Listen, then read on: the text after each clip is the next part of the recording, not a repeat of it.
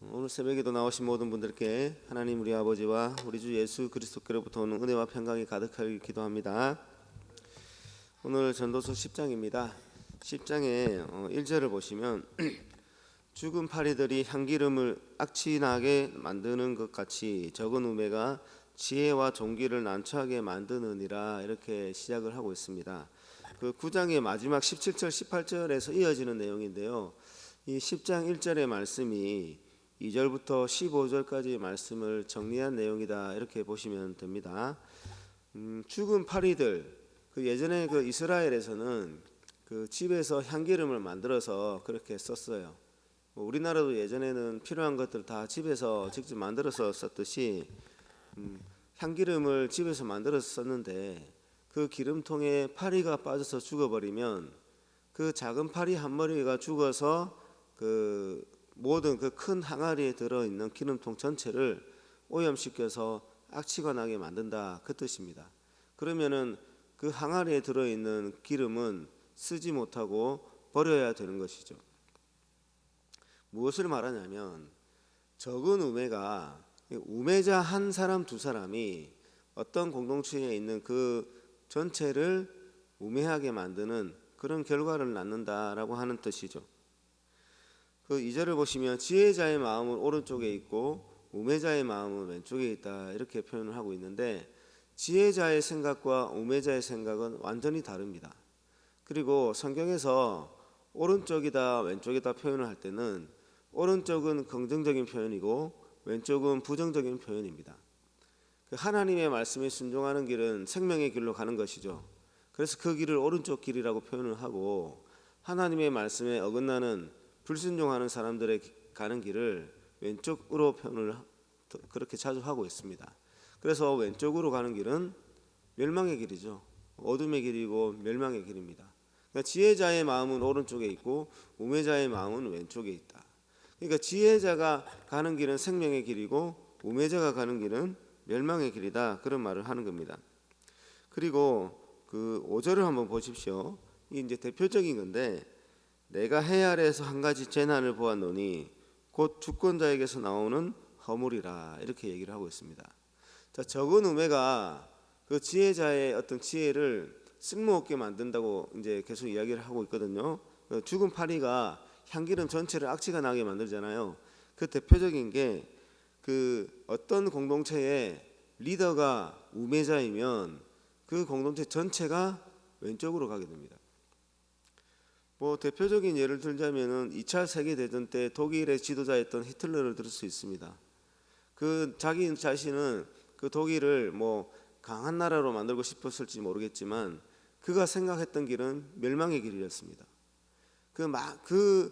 히틀러와 그를 따르는 그 무리들의 어떤 전쟁으로 말미암아 세상에서 많은 사람들이 죽었어요.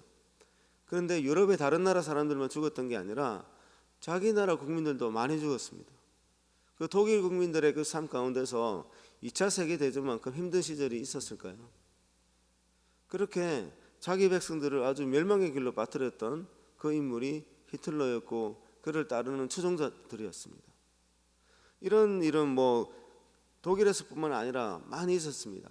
제가 며칠 전에 언급했던 캄보디아에서도 있었고 일본에서도 있었고 우리나라에도 있었고, 지도자 한 사람이 우매함으로 말미암아 그 나라 전체가 환란의 그런 나락으로 빠지는 일들이 얼마나 많은지 모릅니다.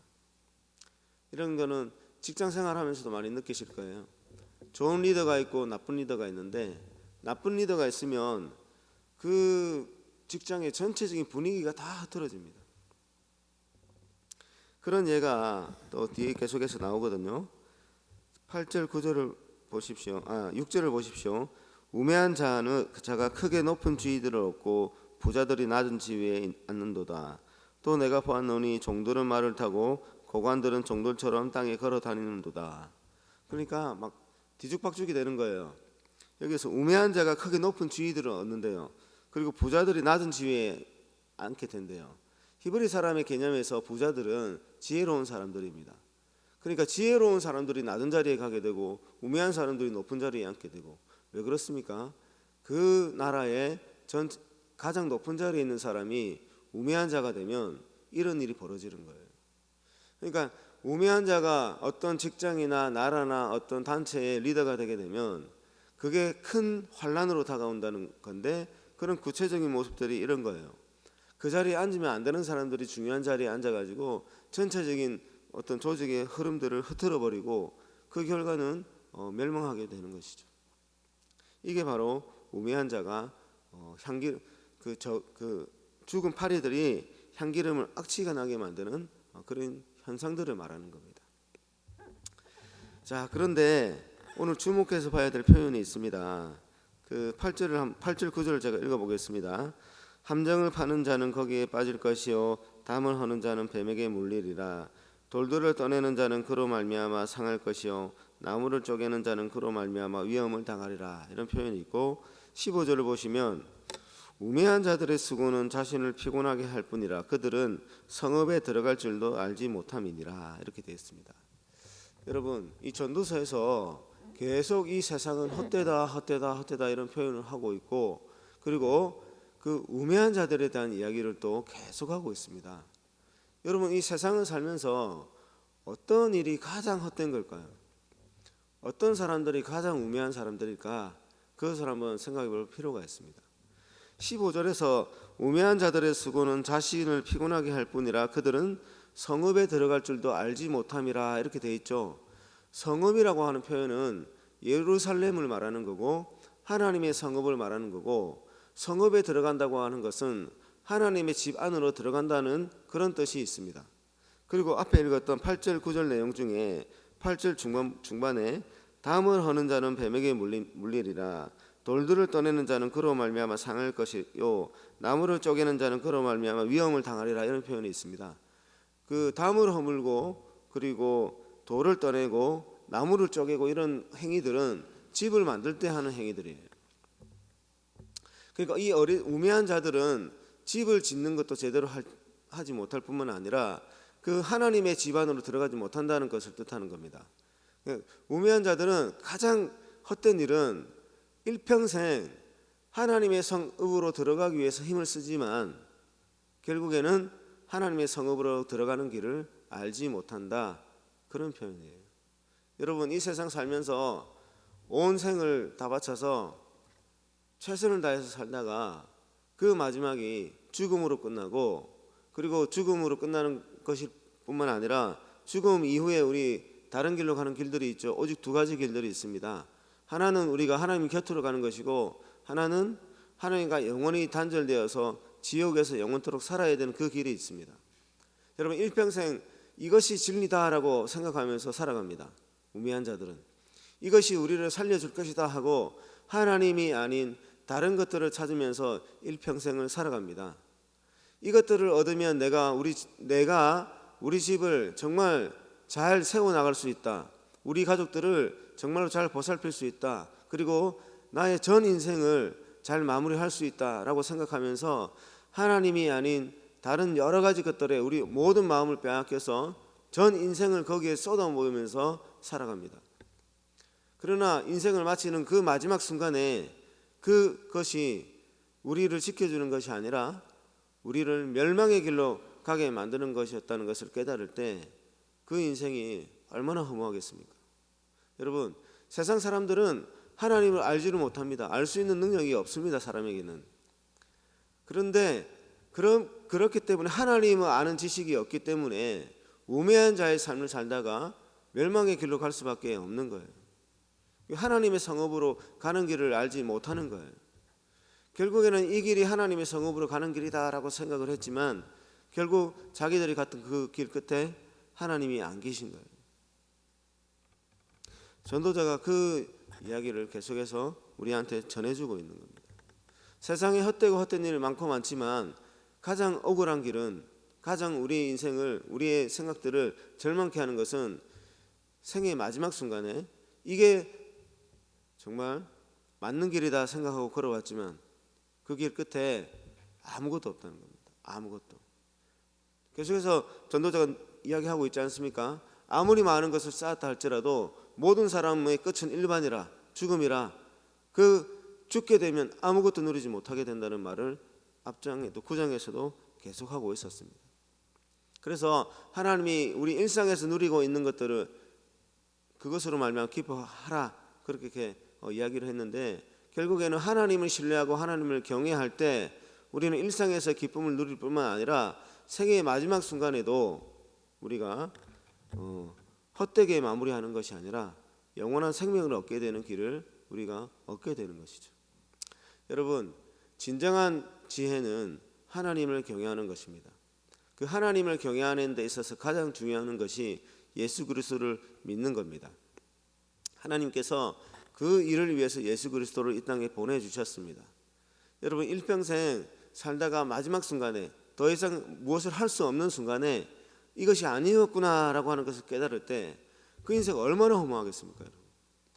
우리가 1년을 투자한 어떤 일이 실패로 돌아갔을 때도 억울해 죽겠고 마음이 상해 죽겠는데, 생애 전 인생을 투자해서 그 인생이 마무리되는 시점에 이게 아니다라고 하는 것을 깨달았을 때 그 눈을 감을 때 그 인생이 얼마나 허무하겠습니까? 그게 하나님을 모르는 사람이 맞이하게 되는 인생입니다. 그러나 오늘 여기 모인 분들은 하나님께 은혜를 받은 사람들이죠. 그래서 우리는 예수 그리스도를 믿음으로 말미암아 하나님을 아는 지식을 얻게 되었습니다. 예수를 믿음으로 말미암아 우리는 하나님과의 관계가 회복이 되었습니다. 그리고 지금까지 우리가 살아왔던 그 길이 아니다라고 하는 것을 알게 되었습니다. 그래서 우리가 살아가는 삶의 방향을 돌이키게 되었습니다. 이게 하나님을 경외하는 자에게 주어진 참된 지혜입니다. 이게 우리 인생을 허무하게 마무리하게 하는 게 아니라 정말로 값지게 만드는 참된 지혜입니다. 여러분, 예수 그리스도를 알 때 하나님을 알게 되는 것이죠. 예수 그리스도의 관계가 깊어지면 깊어질수록 우리는 하나님과 관계가 더 깊어집니다. 그리고 정말로 우리가 무엇을 위해서 가야 되는지, 우리가 가야 할 길을 그때부터 보기 시작합니다. 찾게 됩니다. 그래서 생명의 길로 갈 수 있게 되는 것이죠. 여러분, 예수 그리스도를 믿고 하나님을 아는 그 참된 지혜가 날이 갈수록 깊어지는 은혜가 있기를 바랍니다. 여러분, 예수를 믿는 자는 하나님을 보게 되고, 하나님을 보게 되는 사람들은 하나님의 마음을 품게 되는데, 하나님의 마음을 품는 사람들은 그 시야가 열립니다. 시야가 열려서 앞으로 살아갈 날들이 보이기 시작하고, 추상적으로 얘기하면 하나님의 나라라고 할 수 있는데, 세상 사람들이 보는 것과는 다른 나라들을 보게 됩니다. 그거는 이 땅에서 우리가 열어가야 할 그런 실제적인 우리 삶 가운데 이루어지는 어떤 구체적인 모습도 우리가 다르게 볼 수 있지만, 또 이후에 우리가 죽음 이후에 맞이하게 될 그 하나님의 나라도 보게 되는 것이죠. 그래서 그것을 추구하면서 그것을 내 인생의 어떤 구체적인 어떤 모습으로 나타내기 위해서 살아가게 되는 거예요. 그게 정말 값진 인생입니다. 예를 한 가지만 더 들어보면, 거제도 근처에 외도라고 하는 섬이 있죠. 외도 맞습니까? 우도가 아니고 외도 맞죠. 외도에 제가 이제 몇 년 전에 가본 일이 있었는데, 그곳에 그것이 이제 사유지지 않습니까? 한 개인의 땅이지 않습니까? 그분이 이제 처음에 이제 그 외도를 사서 이제 아름답게 갖고 나가다가 그분이 이제 돌아가셨어요. 돌아가시고 나서 그 이제 아내 되시는 분이 또 아마 사람을 사서 이제 계속해서 그 일을 했던 것 같은데, 가니까 식물들을, 그리고 예쁜 꽃들을 아주 이제 정리를 잘 해놨습니다. 섬 전체를. 그러면서 길에 이제 이름도 붙여놓고 했어요. 근데 그분이 예수 믿는 예수 믿는 분이에요. 예수 믿는 분. 그래서 저는 이런 생각을 했습니다. 여러분, 우리가 예수를 믿게 되면 조금 전에 제가 말씀드렸던 것처럼 헛된 길에서 돌아와서 이제 생명의 길을 찾게 됩니다. 그리고 그 길을 가면서 하나님이 보여주신 어떤 소망들을 품게 되고, 내 인생 가운데 하나님의 나라를 좀 만들고 싶다라고 하는 소망이 마음속에 생겨납니다. 우리 가정의 모습을 하나님의 나라로 만들고 싶다. 내가 살아가는 어떤 발자취 동안 하나님의 나라에 가까운 어떤 모습들을 좀 이루어 나가고 싶다라고 하는 마음들이 생겨나요. 그래서 그것들을 위해서 이제 힘쓰게 되거든요. 제가 그 외도를 보면서 무슨 생각을 했냐면, 이분은 이런 모습으로 이 동산을 그 사람들의 마음과 생각까지 다 바꾸지는 못하겠지만, 이 동산의 외형만큼은 그래도 하나님의 동산을 한번 만들어 보고 싶다라고 하는 생각을 가지셨던 것 같아요. 그래서 예쁜 꽃들을 막 이렇게 심고 나무들을 조성하면서 길마다 이름을 붙여놓고 이곳을 하나님의 동산으로 만들어 나갔던 것 같아요. 그 자신의 인생의 후반부에. 그래서 지금 뭐 그곳을 뭐 관광지로 유명한 관광지가 되었지만, 그런 식으로 그분은 그 인생의 참된 지혜를 알고 나서 그런 동산을 가꾸게 된 거예요. 여러분, 참된 지혜를 얻게 되면 삶의 방향이 이렇게 바뀝니다. 이런 은혜들이 여러분들의 삶 가운데, 남은 삶 가운데 충만하기를 주의 이름 축복합니다. 말씀을 정리하겠습니다. 이 전도서의 이 저자가 계속해서 헛된 것을 이야기를 했습니다. 세상이 얼마나 헛된 것인가 계속 이야기를 했죠. 불공평한 세상, 악이 가득 찬 세상, 그 의인들이 상을 받는 것이 아니라 어떨 때는 악인들이 상을 받는 때가 너무 많은 세상, 의인들이 악인들의 죄로 말미암아 오히려 의인들이 벌을 받게, 손해를 보게 되는 그런 세상, 악을 지어도 심판을 속히 임하지 않아서 악을 행하는 사람들이 더욱 담대해져서 악이 창궐하는 그런 세상, 그런 세상을 계속해서 말을 하고 있습니다만, 그래도 그 가운데 참된 지혜도 있음을 우리에게 알려주고 있습니다. 헛되고 헛된 세상이지만 그 헛되고 헛된 세상 속에서 인생을 헛되게 마무리하지 아니하고 정말로 의미 있게 살아갈 뿐만 아니라 생명의 길로 갈 수 있는 참된 지혜를 우리에게 알려주고 있는데, 그 참된 지혜가 바로 하나님을 경외하는 것입니다. 그 하나님을 경외하는 핵심은 예수 그리스도를 믿고 그 예수 그리스도와 관계를 더욱 깊이 하는 것이죠. 여러분들에게 이 예수 믿는 그 믿음이 이미 들어오셨으니 이제 날마다 예수를 더 깊이 알아가서 하나님과의 관계를 더 깊이 하는 은혜가 있기를 바랍니다. 하나님과 관계가 깊어질 때 하나님이 보여주시는 소망들이 가슴에 넘쳐나는 은혜가 있기를 바랍니다. 그래서 남은 인생을 헛되게 마무리하는 사람들과는 정반대로 하나님이 주신 소망을 따라서 그 소망을 구체적으로 내 인생의 남은 시간 동안 실제적인 삶 속에서 이루어 나가는 은혜가 있기를 바랍니다. 가정에서 그런 일들이 일어나기를 바라고 여러분들 사회생활 속에서 그런 일들이 일어나기를 주의 이름으로 축복합니다. 하나님 아버지 감사합니다. 오늘도 저희들을 이런 새벽부터 깨워주셔서 이 하나님의 전에 나와서 하나님께 기도함으로 시작하게 하시니 감사합니다. 하나님 아버지, 오늘도 저희들 이 헛된 세상 속에서 하나님의 백성으로 살아가게 하시니 감사합니다.